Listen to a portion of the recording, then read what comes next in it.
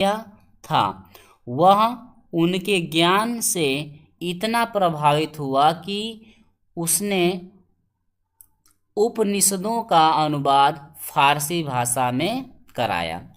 तो ये आपका हो जाएगा इसका अर्थ, इसका क्या हो जाएगा, अर्थ हो जाएगा, इसका क्या हो जाएगा, ये अर्थ हो जाएगा। अब देखिए प्रश्न नंबर 3 में किसी एक ही का करना है, तो ये पहला का हम लोग कर लिए। नीचे आपको देख रहा है अथवा करके दिया गया है, नीचे जो है कि अथवा करके दिया गया है, तो ये अथवा वाला है। तो आपको पता है कि एक ही को करना है, दोनों को करेंगे तो दोनों में से एक भी नंबर नहीं मिलेगा, किसी एक ही को करना है। तो अथवा वाला आप करेंगे, तो अथवा वाला क्या है, यहाँ पर देखिए ऐसा कर्म विराम, यहाँ पर अथवा वाला ये आपका रखा गया है, ये गद्यांश रखा गया है अथवा का। तो अथवा का क्या है, अथवा में भी वही लिखना है, संदर्भ लिखना है और इसका क्या करना है, हिंदी अनुवाद करना है। तो इसका स्क्रीनशॉट ले लीजिए, इसका आप स्क्रीनशॉट थोड़ा सा ले लीजिए। आगे बढ़ते हैं, इसका अर्थ, संदर्भ और जो है कि इसका हिंदी अनुवाद देखते हैं क्या है। चलिए स्क्रीनशॉट इसका हिंदी अनुवाद का ले लीजिए। देखिए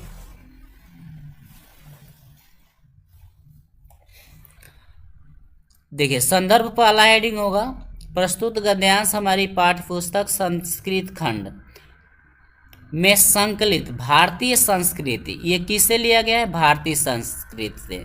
पहला था वाराणसी से लिया गया था, वाराणसी पाठ से लिया गया था, और ये जो है भारतीय संस्कृत पाठ से लिया गया है।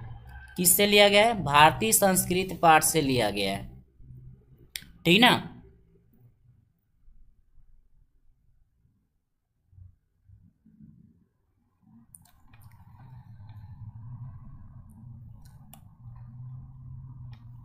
और हिंदी अनुवाद क्या हो जाएगा, यह कर्मवीरों की संस्कृति है, इस संस्कृति में कर्म करते हुए ही 100 वर्षों तक जीने की इच्छा करनी चाहिए। यह इसकी घोषणा पहले कर्म और उसके बाद फल, यह हमारी संस्कृति का नियम है।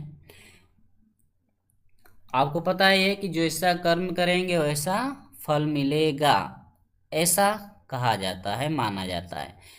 इस समय जब हम राष्ट्र के नव निर्माण में लगे हुए हैं, तब निरंतर कर्म करना ही हमारा मुख्य कर्तव्य है। अपने परिश्रम का फल भोगने योग्य है और दूसरे के श्रम का शोषण करना पूरी तरह त्यागने योग्य है। यही हम इसके विपरीत आचरण करते हैं तो हम भारतीय संस्कृति के उच्च उपासक नहीं हैं, हम तभी वास्तविक रूप में भारतीय हैं जब हमारे आचरण और विचार में हमारी संस्कृति दिखाई दे, हमें दे। हम चाहते हैं कि विश्व की उन्नति के लिए भारतीय संस्कृति का यह दिव्य संदेश संसार में सब जगह फैले। चलिए प्रश्न नंबर 3 क्या है, ध्यान दीजिए। प्रश्न नंबर 3 कह रहा है कि दिए गए संस्कृत गद्यांश में से किसी एक का संदर्भ सहित अनुवाद कीजिए। संदर्भ सहित हिंदी में आपको अनुवाद करना है, इसका संदर्भ सहित हिंदी में अनुवाद आपको करना है, ठीक ना।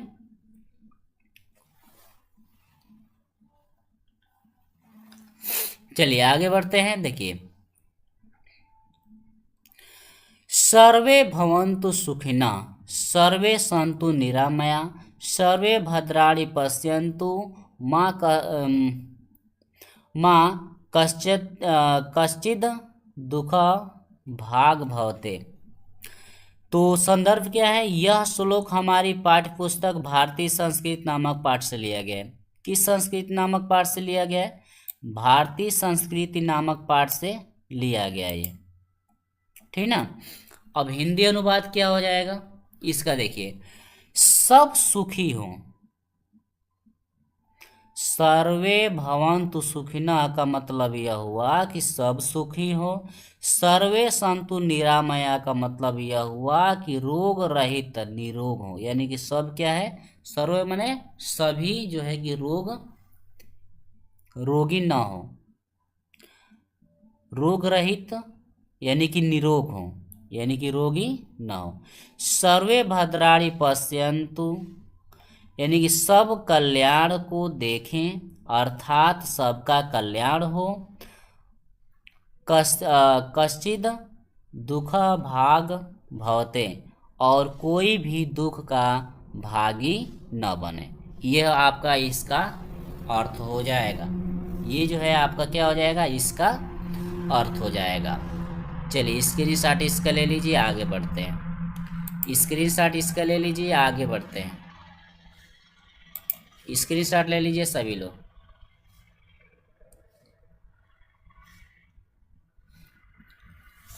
वीडियो को लाइक शेयर सभी लोग कर दीजिए। अपने दोस्तों के भी साथ इस वीडियो को शेयर कर दीजिएगा।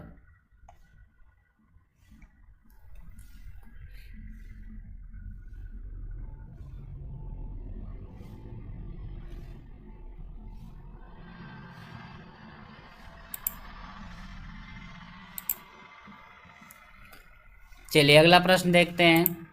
प्रश्न नंबर आपका देखिए अथवा वाला, इसमें दो प्रश्न था, ध्यान दीजिए। किसी एक ही का करना था।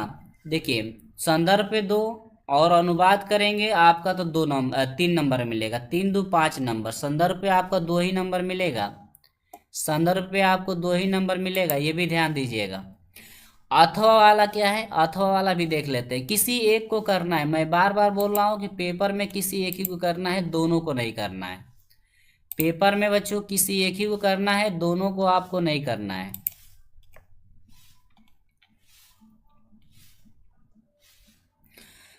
सोनू जी कह रहे हैं संस्कृत समझ में नहीं। सोनू जी एक अलग से वीडियो पूरा डिटेल से बना दिया जाएगा। जितना संस्कृत का जो है बिल्कुल डिटेल से आपको वीडियो बना करके अपलोड कर दी जाएगी, ठीक ना। आप बिल्कुल अच्छे तरीके से उनका अर्थ समझ पाएंगे, ठीक ना। तो आप लोग तैयार रहिएगा, मैं वीडियो जल्दी आप लोग के लिए दे दूंगा, ठीक ना।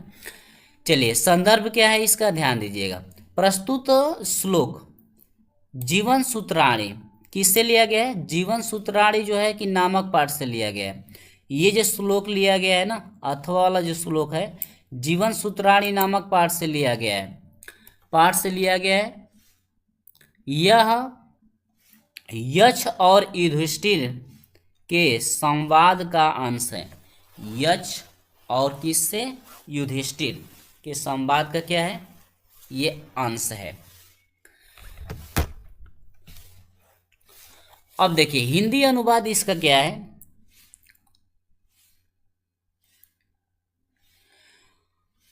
प्रवास, प्रवास माने क्या, विदेश। प्रवास माने क्या होता है, विदेश। देखिए यहाँ पर लिखा भी है प्रवास यानी कि विदेश में रहने वाले का मित्र कौन है। विदेश में रहने वाले का मित्र कौन है।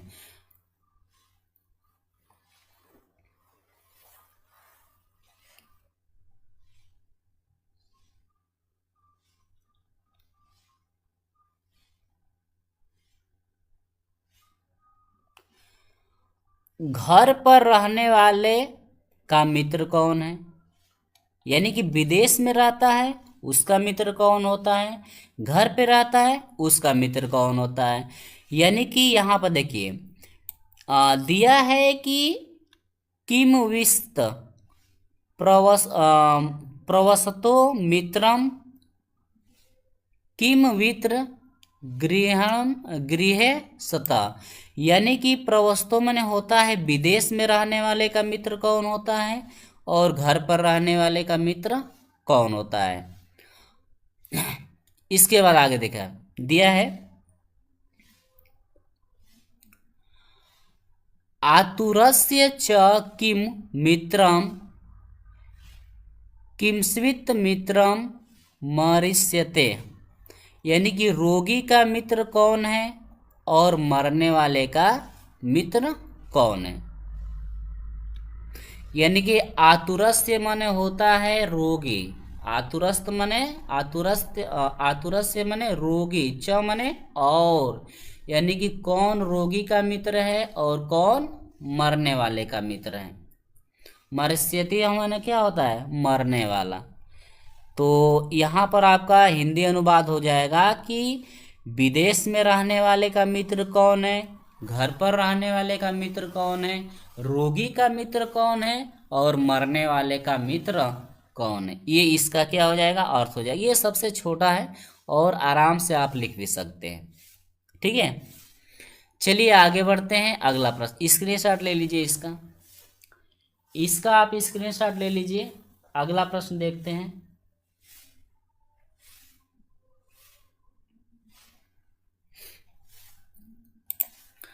हाँ चलिए, अब आ गया है 5 नंबर। देखिए, अपने पठित खंड काव्य के आधार पर दिए गए प्रश्नों में से किसी एक का उत्तर दीजिए। किसी एक का उत्तर देना है। अब एक बच्चों ध्यान दीजिएगा, ये पेपर हर एक पेपर में आपसे पूछता है, हर एक पेपर में आपसे पूछता है। किसी एक ही का देना है, किसी एक ही का देना है। ज्योति जवाहर, ठीक ना, मुक्तिदूत, अग्र पूजा, मेवाड़ मुकुट, जय सुभाष।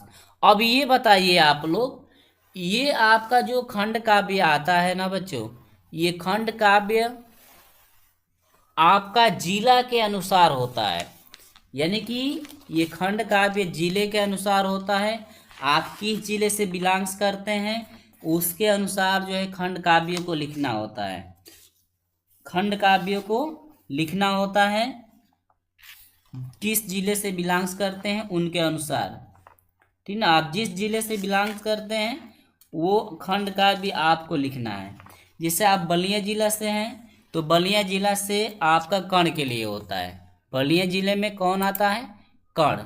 देखिए, कर्ण जो है बच्चों लास्ट में है, कर्ण आपका बलिया जिला में आता है। अब आप किस जिले से हैं,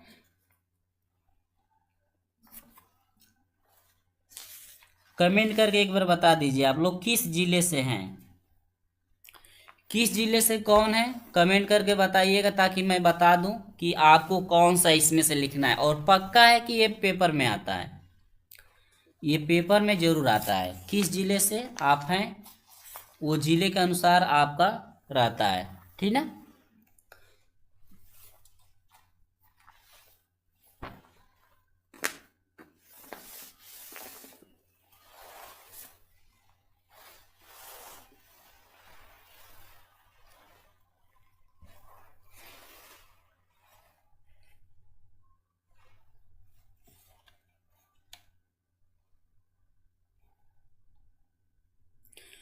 मोनू का मिर्जापुर है, मोनू का मिर्जापुर।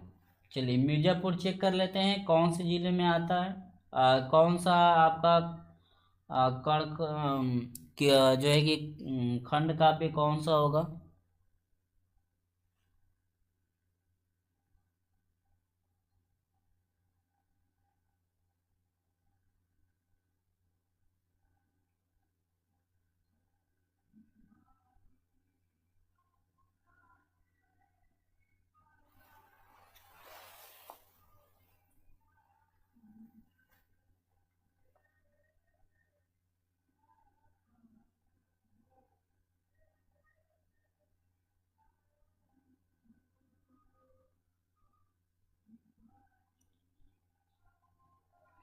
हाँ सोनू जी, मिर्जापुर से आप हैं तो ये ज्योति जवाहर आपके लिए है। मिर्जापुर से हैं तो ज्योति जवाहर। देखिए मिर्जापुर के लिए ज्योति जवाहर, किधर गया ज्योति जवाहर। हाँ, पहला मिर्जापुर के लिए आपका होगा ज्योति जवाहर। आपको ज्योति जवाहर पे जो है कि लिखना है। ये पक्का है कि पेपर में हर बार आता है, ये तो बाहर आपका होता नहीं है। पक्का है कि ये पेपर में आता है, तो इसे आप याद रखिएगा। मिर्जापुर से है तो मिर्जापुर के लिए आपका ज्योति जवाहर होगा। क्या होगा, ज्योति जवाहर। ये तो एक काम नहीं कर रहा है, ज्योति जवाहर मिर्जापुर के लिए। कमेंट करके बता दीजिए कौन किस कहाँ से है, तो मैं आपको बता दूँ आपको क्या कौन सा पेपर में लिखना है।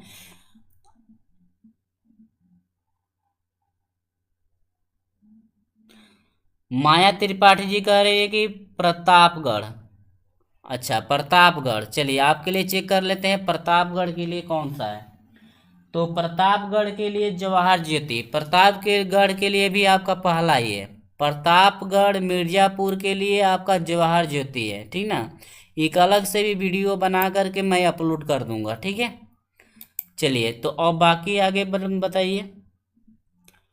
प्रतापगढ़ के लिए आपका ज्योति जवाहर भी प्रतापगढ़ के लिए होगा। अब बताइए आप किस जिले से हैं, कमेंट करके बताइए, मैं बता दूं कि आपको क्या लिखना है, कौन सा लिखना है आपको, ठीक ना।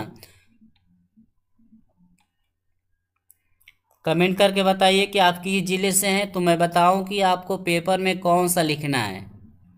जिला वाइज आपका होता है, ज़्यादा टाइम आपके पास नहीं है। Prince good morning, good morning Prince. चलिए बताइए और किसी को जानना है कि आपको कौन सा जो है कि खंड काव्य कौन सा लिखना है, किस जिले, जिस जिले से आप होंगे वही आपको पेपर में लिखना है। जिस जिले से होंगे वही आपको पेपर में लिखना है।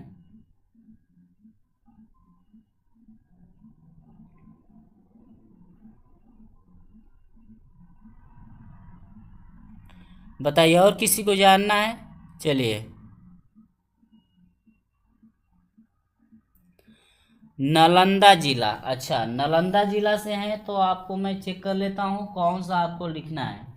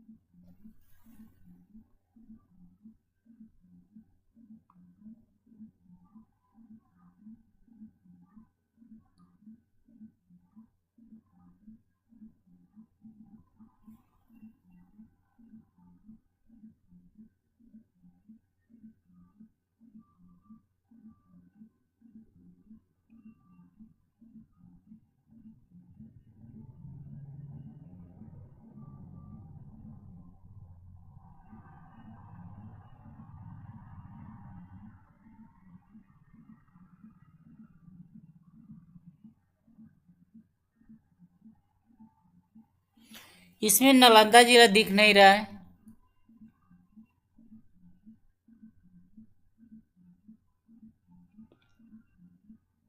नालंदा जिला दिख नहीं रहा है। चलिए मैं अलग से एक वीडियो बना दूंगा, ठीक ना।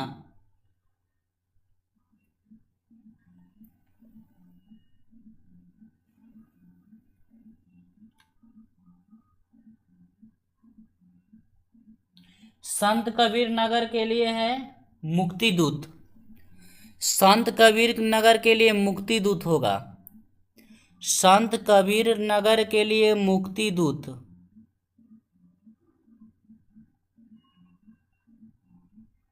संत कबीर के लिए मुक्ति दूत होगा। संत कबीर के लिए याद रखिए, संत कबीर से यदि नगर से हैं आप तो मुक्ति दूत को आपको लिखना है पेपर में, मुक्ति दूत को लिखना है। विशाल जी कह रहे देवरिया।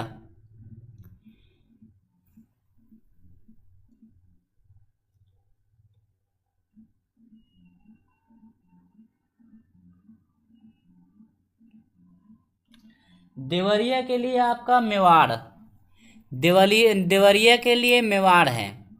देवरिया वालों के लिए मेवाड़ आपको लिखना है, मेवाड़ वाले पे लिखना है।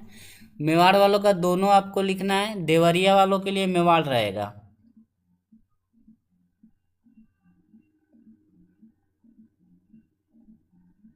हाँ प्रिंस जी, आप लोग का आपका नालंदा जिला है। नालंदा जिला इसमें दिख नहीं रहा है, मैं रुक जाइए एक बार और चेक कर लेता हूँ, ठीक है। आपको तो दिख ही नहीं रहा है।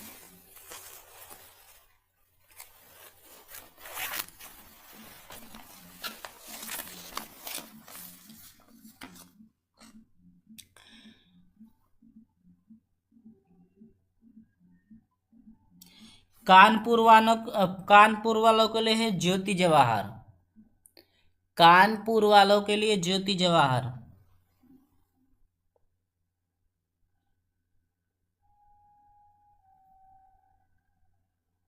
कानपुर वालों के लिए ज्योति जवाहर रहेगा, ठीक है।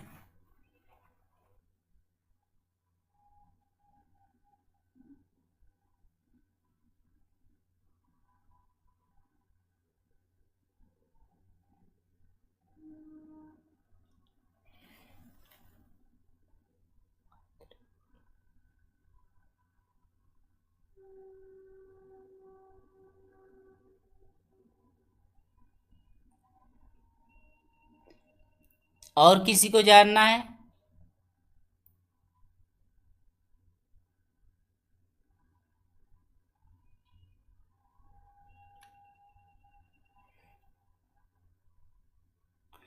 चलिए आगे बढ़ते हैं। और हाँ, मऊ जिले के जो भी हैं, मऊ जिले वालों के लिए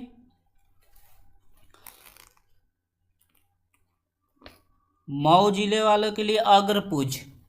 मऊ जिले वाले के लिए अग्रपुज रहेगा, ठीक है। अग्रपुज आपको लिखना है मऊ जिले के लिए। बलिया जिले वालों के लिए कांडखंड। चलिए, तो इसमें ज़्यादा टाइम आपका लग गया, ज़्यादा समय लेने से कोई फ़ायदा है नहीं। हाँ प्रिंस जी, मैं बलिया जिला से हूँ, मैं बलिया जिला से हूँ।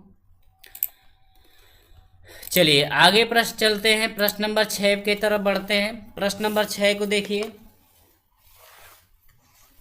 प्रश्न नंबर 6 थोड़ा जल्दी जल्दी हम लोग करते हैं, ज़्यादा टाइम हो गया।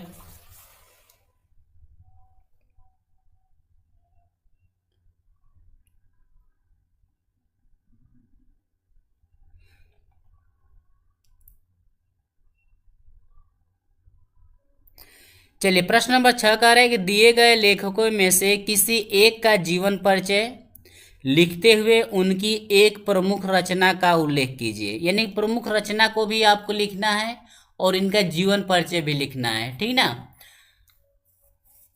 प्रमुख रचना और जीवन परिचय। देखिए जीवन परिचय पे आपको 3 नंबर मिलेगा। जीवन परिचय पे 3 नंबर। जीवन परिचय पे 3 नंबर, ठीक ना। और यदि रचना आप लिखते हैं तो उस पे 2 नंबर मिलेगा। पहला दे रखा है आचार्य रामचंद्र शुक्ल, दूसरा है जयशंकर प्रसाद, तीसरा है डॉक्टर राजेंद्र प्रसाद। ख है इसमें से दिए गए कवियों में से, ये आपके लेखक हैं, ये लेखक 3 हैं, तीनों में से किसी एक को लिखना है। और कवि है आपके 3 कवि दिया गया कि 3 कवि का नाम, और उनमें से 3 कवियों में से किसी एक ही का लिखना है। ये नहीं कि 2 का लिख देंगे तो आपका गड़बड़ हो जाएगा,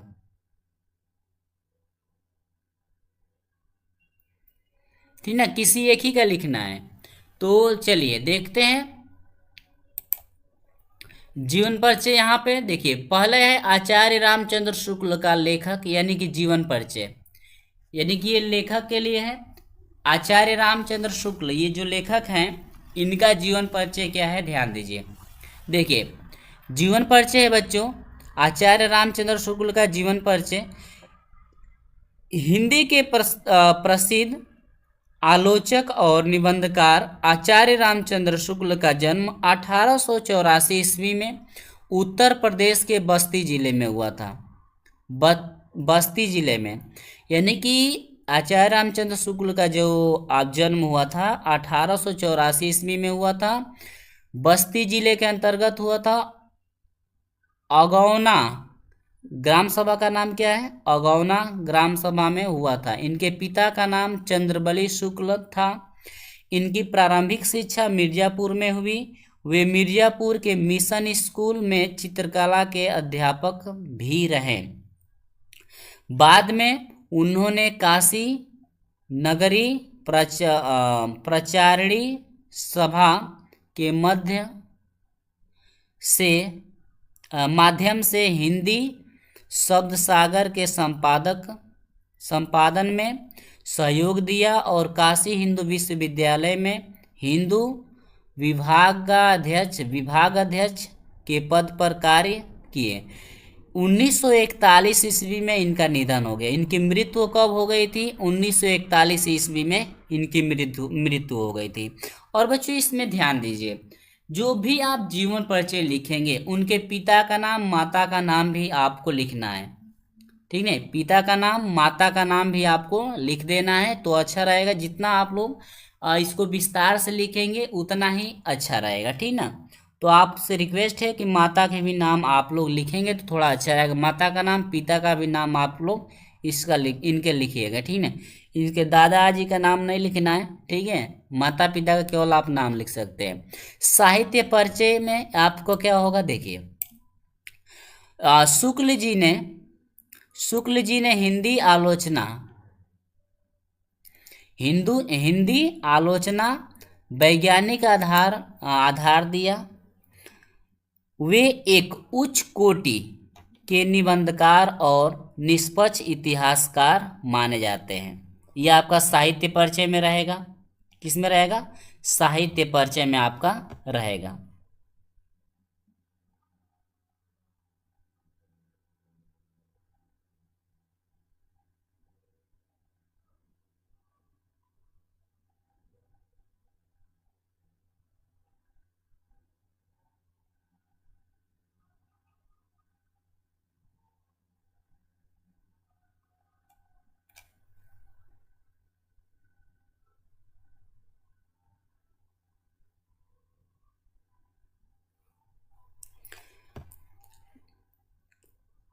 प्रमुख रचनाएं कौन है इनकी? चिंतामणि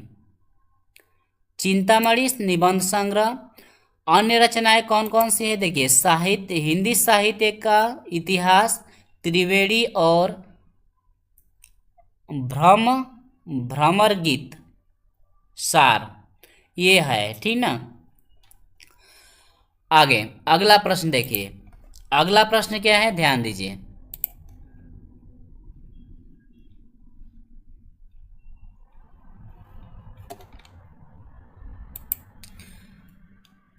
स्क्रीनशॉट आप लोग लेते चलेंगे। जयशंकर प्रसाद जी का है, स्क्रीनशॉट आप ले लीजिए। स्क्रीनशॉट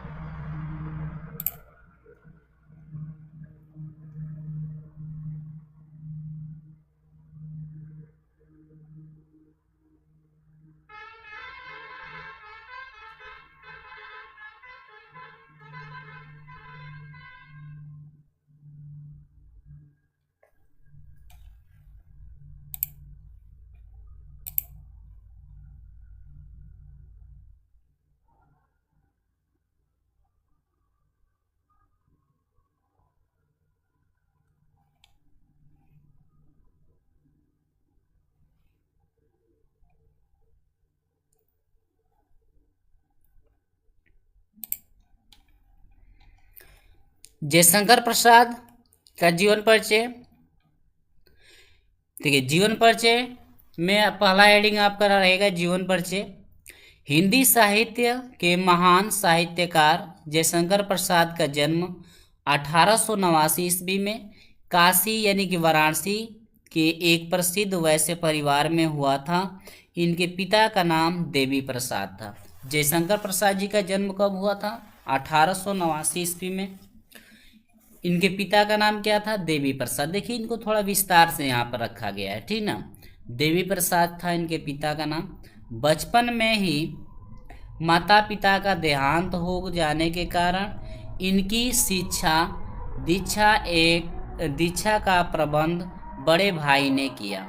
इन्होंने घर पर ही हिंदी, संस्कृत, उर्दू और फारसी का अध्ययन किया। इनकी जो शिक्षा है ना, घर पे ही जो है, ये जो है ये अध्ययन किसके जो है कि घर पे किए थे, हिंदी, संस्कृत और उर्दू, फारसी का अध्ययन किया था। इनका जीवन संघर्षों और कठिनाइयों में बीता, किंतु इन्होंने हार नहीं मानी। अल्प आयु में ही 1937 ईस्वी में इनका स्वर्गवास हो गया। मृत्यु कब हुई?